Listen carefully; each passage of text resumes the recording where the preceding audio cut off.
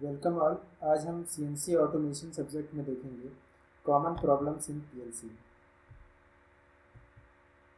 तो पहले हम देखते हैं कि हमारा the contents of the common fault diagnosis of the CNC tool कि सीएनसी टूल्स में हमारे सीएनसी मशीन टूल्स में हमारे क्या क्या प्रॉब्लम आते हैं। तो पहला हमारा है software machine CNC software failure कि हमारा सिस्टम का जो हमारा सीएनसी सिस्टम है उसका सॉफ्टवेयर हमारा ज़्यादातर जो फेल हो जाता है, हमारे एरर आता है, तो हम उसे सॉफ्टवेयर को या तो फिर डिफ़ॉल्ट सेट करना पड़ता है, रीसेट करना पड़ता है, या तो फिर हमें दोबारा सॉफ्टवेयर उसमें इंस्टॉल करना पड़ता है अगर सॉफ्टवेयर भी फेलियर आती है। अब अगले पॉइंट की बात करते हैं, analysis of electrical fault on the machine tool body. तो हमारे अलग अलग जो हमारे अगर इलेक्ट्रिकल की वोल्टेज अगर ज़्यादा कम होती है या कहीं शॉर्ट सर्किट हो जाता है तो हमारे मशीन टूल बॉडी में ये फेलियर आती है, तो उसे हम फिर चेक करके फिर से हमें उसे चेंज करना पड़ता है, उसे हमें सही करना पड़ता है। उसके बाद अगला प्रॉब्लम है hardware failure of the CNC machine tool control system. तो हमारा जो सीएनसी कंट्रोल सिस्टम है, फीडबैक कंट्रोल सिस्टम हो गया और सब जो कंट्रोल सिस्टम है हमारे, तो उसके हमारे जो फेलियर हो जाता है तो हमें उसे सही करना पड़ता है, क्योंकि हमारा सारा कंट्रोल हमारा कंट्रोलर सही से काम नहीं करेगा तो हमारा फिर सीएनसी मशीन सही से वर्क नहीं करेगी। उसके बाद पीएलसी कंट्रोल फेलियर, तो हमारा जो ऑटोमेशन वाला जो इंडस्ट्री होती है उसमें सीएनसी भी होती है और पीएलसी भी लगी रहती है मोटी जगह पे। तो पीएलसी हमारा अगर पीएलसी कंट्रोल में पीएलसी अगर हमारी फेल होती है तो उसे चेक करना पड़ता है, फिर हमें उसे सही करना पड़ता है, क्योंकि PLC main programmable logical controller main हमारा कंट्रोल करती है सेंसर्स को, काफ़ी ज़्यादा सेंसर्स को, और हमारे एक्चुएटर्स को कंट्रोल करती है। और हमारा failure of motion system and feedback link, तो अगर हमारा मॉनिटरिंग सिस्टम हमारा अगर किसी मॉनिटरिंग सिस्टम में अगर फेल होता है और फीडबैक सिस्टम में, तो उसे दूर करना काफ़ी ज़रूरी है, क्योंकि हमारा फिर मॉनिटर नहीं हो पाएगा और फीडबैक का पता नहीं चल पाएगा। तो इससे क्या होगा कि इससे हमें फीडबैक का नहीं पता चलेगा तो हमारा कटिंग कैसी हो रही है और कितने स्पिंडल स्पीड अगर हमारा घूम रहा है, तो हमें फिर वापस फीडबैक नहीं मिल पाएगा कि हमारा एक्यूरेट घूम रहा है कि नहीं घूम रहा है। अगर नहीं घूम रहा है तो उसे सही कैसे करना है, तो ये चीज़ें भी काफ़ी ज़रूरी है हमारी। और failure analysis of servo drive, तो सर्वो मोटर हमारा क्या करता है कि जनरली हम पल्स देते हैं, सर्वो मोटर को पल्स के फॉर्म में हम एनर्जी देते हैं, और हमारा रोटेशन के फॉर्म में हमारा इलेक्ट्रिकल एनर्जी पल्स के फॉर्म में देते हैं, और हमारा जितने पल्स देने पे हमारा फिक्स रोटेशन होता है कि उतना हमारा रोटेट करना है, तो इस हिसाब से हम रोटेशन को पल्स के थ्रू कंट्रोल करते हैं। तो अगर हमारा ये फेल हो जाता है तो हमारा कंट्रोल नहीं रहता है कि हमें कितना मोटर को घुमाना है, कितना स्पिंडल को घुमाना है। तो इससे हमारा क्या होता है, इससे हमारा लीड स्क्रू कनेक्टर रहता है और लीड स्क्रू से हमारा टेबल कनेक्टर रहता है, तो हमारा क्या है, टेबल सही से मोशन नहीं कर पाएगा हमारा। और हमारा failure analysis of spindle control system, और स्पिंडल कंट्रोल सिस्टम अगर हमारा फेल हो गया तो हमारा क्या होगा कि हमारा स्पिंडल भी पता नहीं चलेगा कि हमारा कितना घूमा, कि हमारा सही घूम रहा है कि नहीं घूम रहा है। तो इस वजह से हमें ये इसे दूर करना काफ़ी ज़रूरी है। अब बात करते हैं अगले प्रॉब्लम की, तो हमारे इम्प्रॉपर टूल और सेटिंग्स। तो हमारे अगर टूल सेटिंग सही से नहीं करते हम, टूल हमारा डैमेज है और शार्प है और इम्प्रॉपर कटिंग दे रहा है और हमारा कूलेंट इम्प्रॉपर कूलिंग दे रहे हैं, तो हमारा टूल जो होगा वो हमारा सही नहीं होगा। तो हमारा क्या होगा, सरफेस फिनिश जो टूल हमारा मशीनिंग ऑपरेशन करेगा उससे सरफेस फिनिश हमारी अच्छी नहीं आएगी। और कभी कभी हमारा क्या होगा, कटर मार्क भी हमारा मटेरियल पे हमारा रह जाएगा जो हमारा वर्क होगा। और speed speed up the tool wear, और हमारा वियर जो रेट होगा टूल का वो काफ़ी ज़्यादा होगा। सेम टाइम में अगर हमारा कोई दूसरी टूल जो सही टूल है वो अगर कम घिसती है तो ये हमारी टूल जल्दी घिसेगी और जल्दी ख़राब हो जाएगी।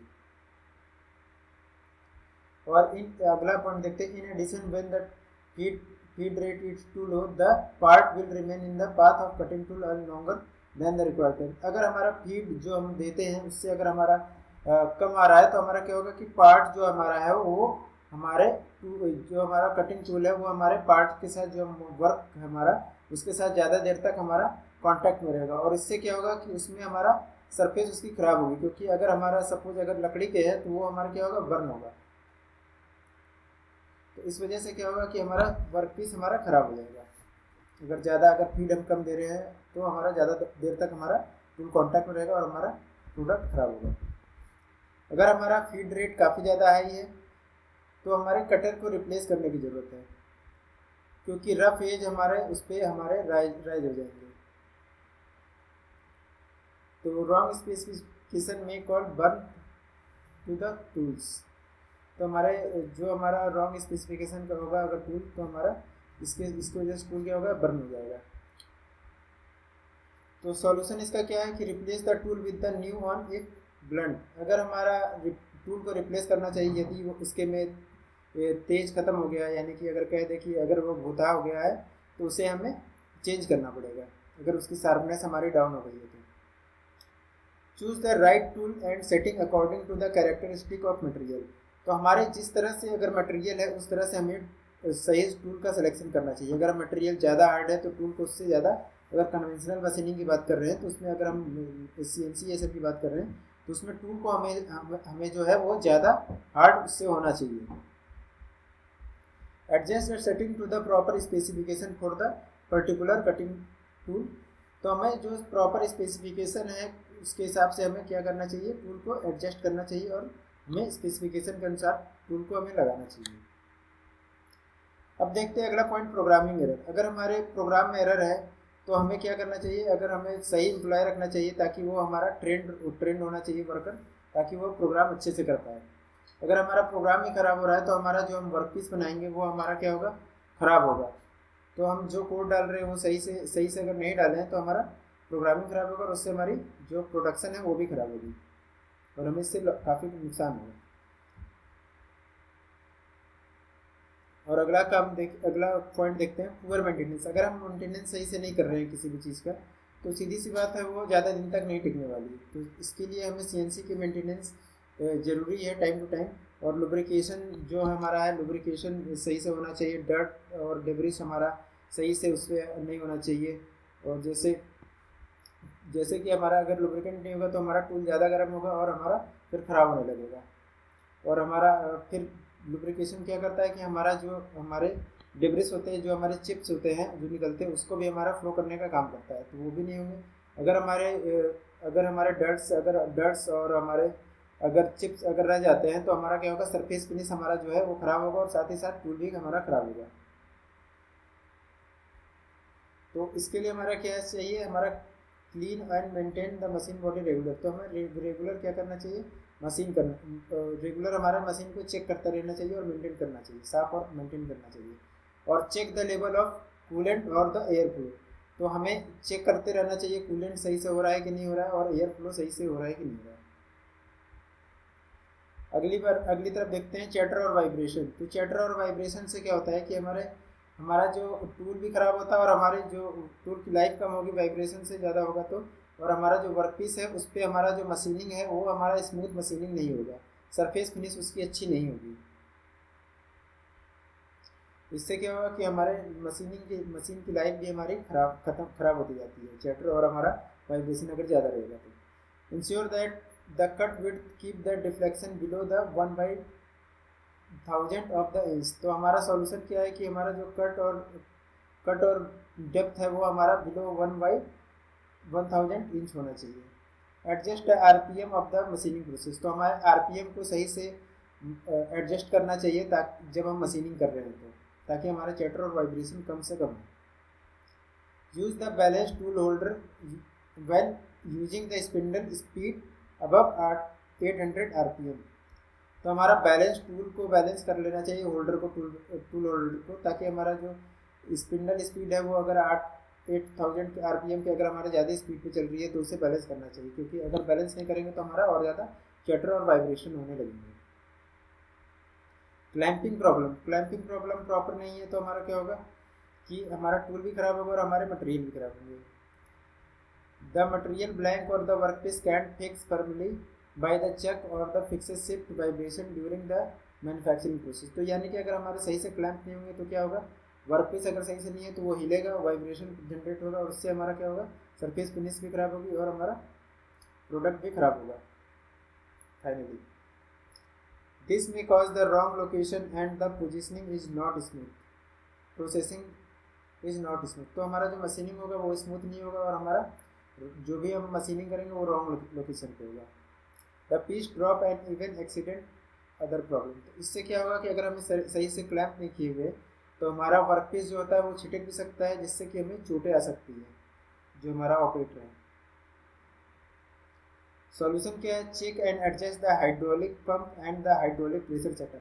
तो हमें क्या करना चाहिए, हाइड्रोलिक पंप और हाइड्रोलिक प्रेशर को सही से सेटअप करना चाहिए और जॉ को सही से हमारा सेट करना चाहिए ताकि वो सही से ग्रिप कर पाए। चेक करना चाहिए लुब्रिकेशन हमारा सही से हो रहा है कि नहीं हो रहा है।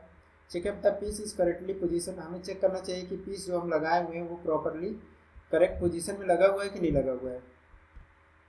और हमें चेक करना चाहिए कि जो सेटअप डिवाइस लगा हुआ है वो सही से लगा नहीं हुआ है, अदर सेटअप डिवाइस भी हमारा लगा हुआ है सही से कि नहीं लगा हुआ है। अब देखिए इन एडिकेट वर्कर स्किल और ट्रेनिंग, अगर हमारा वर्कर और हमारा जिसको हम ट्रेनिंग दे रहे हैं अगर वो सही से हमारा स्किल्ड नहीं है तो हमारे प्रोग्राम गलत करेगा और फाइनली हमारे जो रिजल्ट आएंगे वो भी गलत आएंगे। तो जिससे क्या होगा, हमें नुकसान होगा और प्रोडक्ट भी हमारा नुकसान होगा, जिससे प्रॉपर कंपनी लॉस में जाएगी। और प्रॉपर पावर सप्लाई, तो पावर सप्लाई क्योंकि सारी चीज़ें हमारे पावर से ही चल रही है तो प्रॉपर पावर सप्लाई नहीं होगी तो हमारे क्या होगी, मशीन की लाइफ हमारी कम होगी। प्रॉपर वोल्टेज आना चाहिए और हमारा, ताकि मशीनें, अगर प्रॉपर वोल्टेज नहीं आएगा तो मशीनें हमारी क्या हो जाएंगी, जल जाएंगी, शॉर्ट सर्किट हो जाएगा। अगर ज़्यादा आ गया तो भी और कम आ गया तो भी हमारी दिक्कत करेंगे। तो इसलिए हमारे सफिशिएंट जितनी नीड है उतनी हमारी पावर आना चाहिए।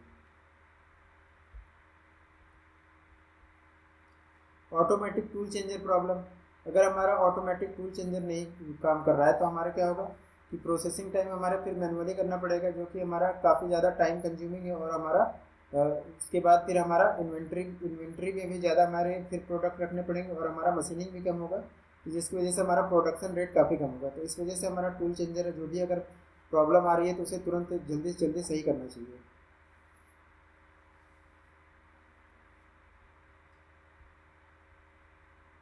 Check check that the base gripper arm का बेस चेक करना चाहिए, the tool holder support arm and tool magazine working properly, सारे कुछ स्टील टूल मैगजीन सही से वर्क कर रहा है कि नहीं कर रहा है।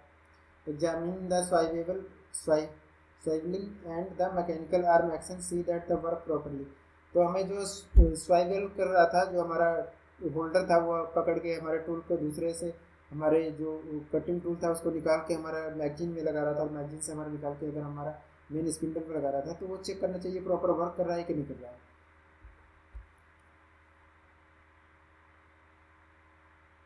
तो हमारा टूल होल्डर जो होगा वो हमारा ऑटोमेटिक टूल चेंजर जो होगा, टूल हैंडल साफ और हमारा चिप फ्री होना चाहिए और उसको प्रॉपर कूलिंग भी होनी चाहिए, कूलेंट हमारा उसमें पड़ना चाहिए बराबर।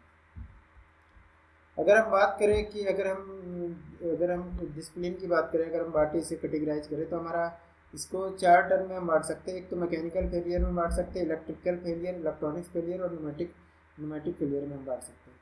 तो मैकेनिकल फेलियर क्या होगी, जैसे हमारा लीड स्क्रू में फेल हो गया, स्पिंडल में फेल हो गया, गियर में फेल हो गया, गियर हमारा फेल हो गया है और लुब्रिकेशन ऑयल प्रॉपर नहीं हो रहा है, ऑटोमेटिक टूल चेंजर हमारा खराब है और ये सब चीज़ें हैं। तो इसको हम क्या करेंगे, मैकेनिकल फेलियर में हम ले लेंगे, मैकेनिकल फेलियर में डाल सकते हैं। और इलेक्ट्रिकल फेलियर में क्या हो गया, हमारा सर्वो ड्राइव सही से वर्क नहीं कर रहा है और लो वोल्टेज है, शॉर्ट सर्किट है और रिले हमारा प्रॉपर वर्क नहीं कर रहा है। तो ये सब हमारे किसके अंदर आ जाएंगे, इलेक्ट्रिकल फेलियर के अंदर आ जाएंगे। और पीएलसी हमारा वर्क नहीं कर रहा है, प्रोग्रामेबल लॉजिकल कंट्रोलर नहीं काम कर रहा है, सीपीयू नहीं काम कर रहा है। सीपीयू तो मेन दिमाग होता है कंप्यूटर का, अगर ये प्रॉपर वर्क नहीं करेगा तो सारा कंट्रोलिंग सिस्टम हमारा वर्क नहीं करेगा, कोई भी हमारा सिस्टम जो है वो वर्क नहीं करेगा प्रॉपरली। सेंसर्स हमारे सही से वर्क नहीं कर रहे हैं, जिससे फीडबैक हमारे सही से नहीं आएंगे। तो इस टाइप के फेलियर हमारे किस में आ जाएंगे, इलेक्ट्रॉनिक फेलियर में। और न्यूमेटिक फेलियर में हमारा क्या है, न्यूमेटिक में जैसे हम एयर प्रेशर यूज़ करते हैं कई बार हमारा चिप्स को हटाने के लिए और हमारा कूल करने के लिए भी हम यूज़ करते हैं। और हमारा अगर ये हमारा इसका प्रेशर लो है तो ये हमारा किस में आ जाएगा, न्यूमेटिक एयर में आ जाएगा। और हमारा अगर न्यूमेटिक की बात करें तो न्यूमेटिक हमारे एक्चुएशन में भी काम आते हैं।